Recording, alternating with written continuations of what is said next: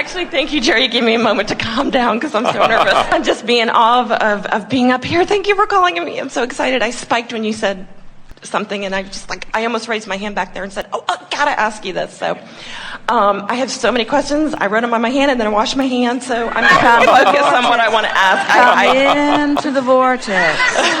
Come into the vortex. Okay, I'm going to go for the one that spiked me back there when you said if you are and thank you so much for doing what you do, and I love being here, and I'm so happy to be here. Oh gosh, can I just stay here? Oh. Okay, my question is when you said when you're lined up with source energy, you croak, you die, you're in the vortex.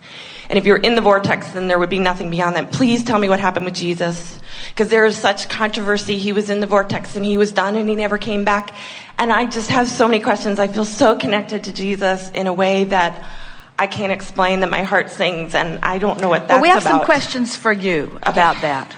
Do you believe that, first of all, does it resonate with you that you are an eternal being? Yes. And do you think that's true of Jesus? Absolutely. And does it make sense to you that even though you're here in this physical body, or even though he was here in a physical body, does it make sense to you that the larger part of you is non-physical? Yes.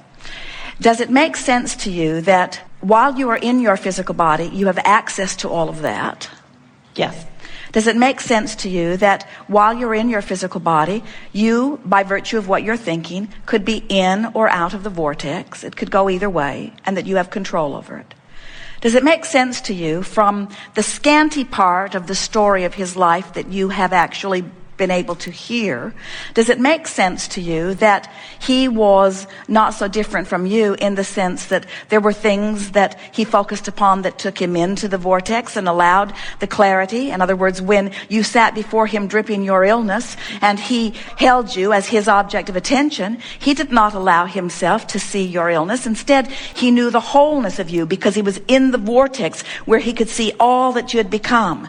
And he trained himself not to be distracted. Do you think that he was always that way? Do you hear the story of how he left his village and went somewhere they knew not where and was gone for some period of time? Do you know where he was? No, where was he? He was off learning how to get into the vortex. He was off learning how to meditate. He was learning to control his mind. He was distracted from the trauma of his village off to himself, turning into the vibration of the wholeness of who he is, so that from inside the vortex he could see the wholeness. That's why when he returned, while he did not always stay in the vortex, once he integrated back into his society, he had trained himself so that he could predominantly be in the vortex. Do you think he was in the vortex the day they nailed him up? I don't know. I don't think so. Well, what's your guess? No. Is that not a powerful message that he would bring? In other words, if you could hear him, what he was saying is, I'm not different from you. The kingdom of heaven that you are all looking for over here, over here, over here, over here, over here, over here, isn't over there, isn't over there. It's over here. The kingdom of heaven is within you. It is a vibrational place. You tune into it. Everyone is an extension of it, you see. When you wait for him to come back, do you understand that that's what is flowing to all of you? In other words, it's physical humans who stand outside the vortex and write this stuff always get it wrong. Helpful? Very helpful. Did he resurrect, come up back from the dead like the Bible says, or did he pull a fast one and go down the aisle or down the alleyway and somebody took his place? I'm just really curious.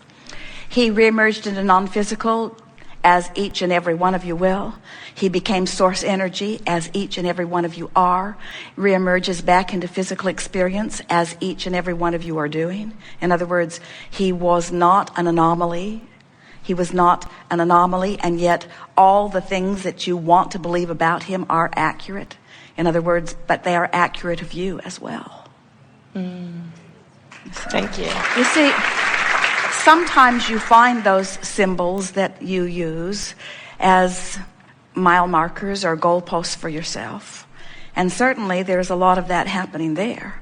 But then humans distort the stories beyond the laws of the universe.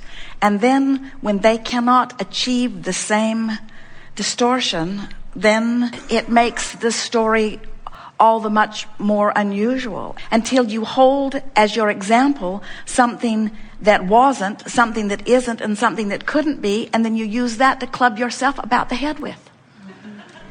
You say, we're not walking on water yet, we haven't got it. And we say, this is a vibrational place. In other words, Esther met someone years ago who was going to meditate. And when Esther visited with her, she said, yes, every day we levitate. And Esther said, really? You all levitate? And she said, yes. But when Esther looked in the little window of the room where they were all levitating, they weren't levitating. They were all sitting on the floor. But if Esther had been in the room with them, she would have had the experience of levitation with them. In other words, you have to be in the vortex. You have to be up to speed with who you really are, you see. And so what Jesus' primary message is that he was the extension of source energy. It was translated in many different ways. It's translated that he was the Son of God, eventually the only Son of God. In other words, it got more and more distorted as time goes by. But there was nothing that he was saying then or would say to you now that is different than what you are hearing here. And you can tell by the resonance that you feel within you when you find a piece of something that the source within you agrees with. We are not wanting to go back into history and rewrite any books.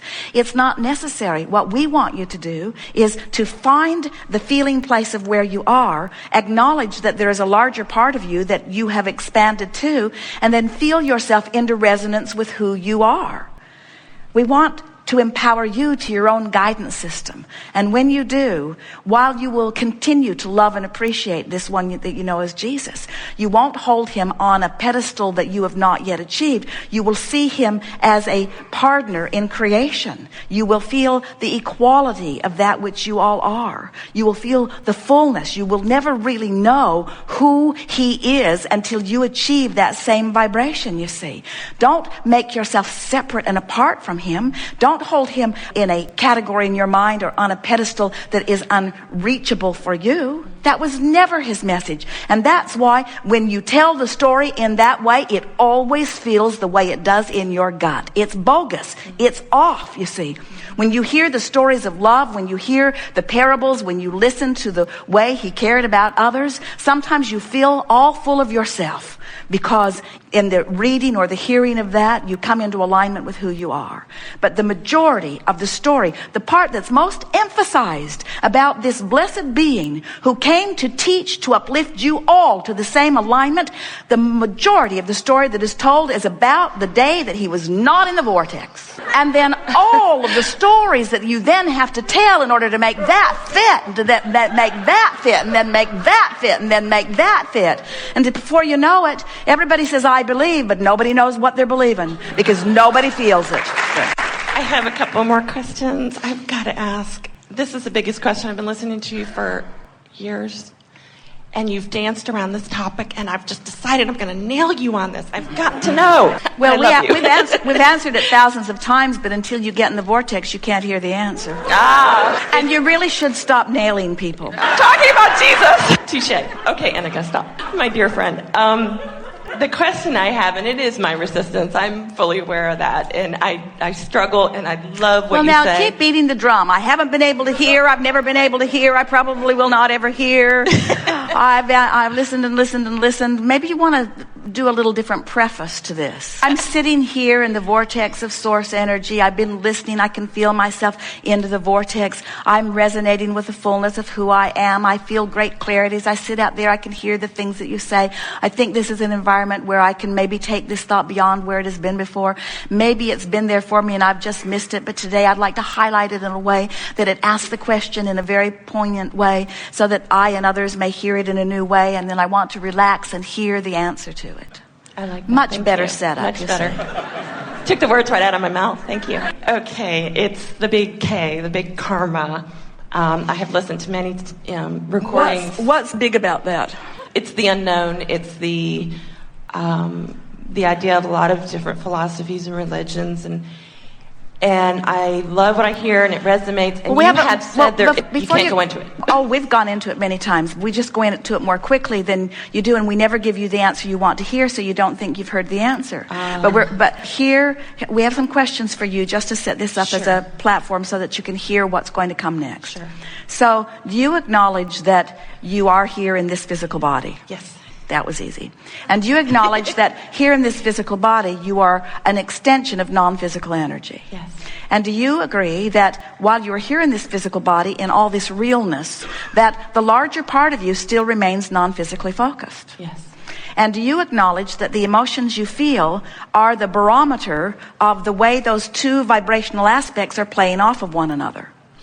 Do you agree, or do you acknowledge, or does it sort of feel right to you, that when you feel negative emotion about something, that it means you're thinking about it in a way that the source within you is not thinking about it? Absolutely. In other words, you can tell that you have strayed from your true knowing. Yes. And the reason that you feel negative emotion then is because, as we said earlier, your inner being is not crawling out of the vortex to be with you. Your inner being is holding firm to who you have become and coaxing you into the vortex. And if there's going to be any alignment, you got to come in there and make the alignment. So, if your inner being will not join you in even one negative thought, what do you think the odds are that you'd been sent back into a lifetime to fix something that you screwed up last time? That was big. So, what makes people assume that there's something karmic that they're compensating for? Well, it's easy to understand how they'd get there. They innately believe that they are good. They want to be good. They know that they want stuff that they can't get. And they're outside the vortex trying to make it happen, through words and action, not lining up with the energy that will allow it to happen, but struggling really hard to make it happen. And finally, they just get weary and they say, oh, don't tell me that I create my own reality. I don't want to hear that because I've wanted that for a long, long time. Don't tell me that when I ask it is given. If that's true, then where's my stuff? I've been asking. I don't think it's been being given. And then to explain why when they innately know that it should be going better for them and it isn't, then they come up with all of the screwiest explanations about why things aren't going better. It's my mother's fault. It's the government's fault. It's my husband's fault. It's my wife's fault. It's my child's fault. It's the fault of karma. I must have done something screwy in a past life, and now I'm coming back to do it again, you see. And so that's the reason that we don't talk about karma in the way that most people mean it. There is nothing in anything that we know that even remotely resembles what most people mean when they talk about karma. Now, are you an eternal being? Yes. So that's kind of karmic. Okay. Are you source energy at the same time that you're here? Yes. So that's sort of karmic. Do you come back and have other experiences? Yes. But every time, see, here's how it works. So here you are in this physical body, knowing what you do want, knowing what you don't want, asking for more. And we've been talking all day here today about closing the gap. Hopefully while you're here in this physical body, but some don't. Some just get more and more of a spread between who they're letting themselves be and who they are. And then they have their closing of the gap during that releasing into the non-physical, what you call the death experience. But once re-emerged back into non-physical, they now stand as the culmination of all that life has caused them to be. All that they were before they were in this body and all that they've been since. You are an expanding being, an expanding consciousness, an expanding energy. Yes, yes, yes. And when you make your decision to come back again, and you will because it's great fun. This is the leading edge. This is where it's at. This is where the expansion begins and ends, if you will allow it. You come from this framework of who you are. You, in this time-space reality, are putting all kinds of things into this vortex of creation that future generations will benefit from. But it doesn't need to only be future generations. You all could get into the vortex now if you would use the power of your mind to get in there, and you could benefit from it right here and now. But if you don't, it doesn't matter, because who you really are has become that, and when you reemerge into physical again, you will come from that vantage point. Haven't you noticed that about the children that are coming forth? Don't they just know stuff? Don't they know stuff? Esther visits with her grandchildren and she can hardly believe that they know stuff she just learned from Abraham. I just learned that, and you were born knowing that? You see? I'm a youth minister, so I experience that every So is that helpful? In other words, if you want to call it karma, it doesn't matter what there is this eternal wheel of life that is spinning, and you will never be finished with your expansion, with your joyful expansion. But it is our promise to you that you are not sent here to fix things that are broken. You're never come forth to compensate for things that you did in an inappropriate way before. You come forth as genius, consciousness, wanting vividly to explore contrast and put thought in new places and come into alignment with it.